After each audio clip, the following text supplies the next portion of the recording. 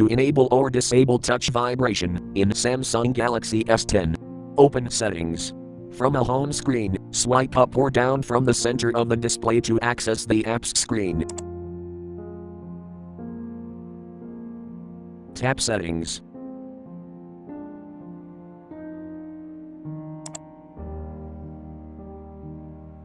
Tap Sounds and Vibration.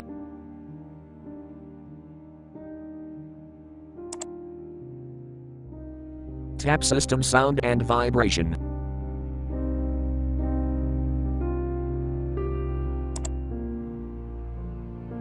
Tap Touch Vibration switch until blue to enable, or tap until gray to disable.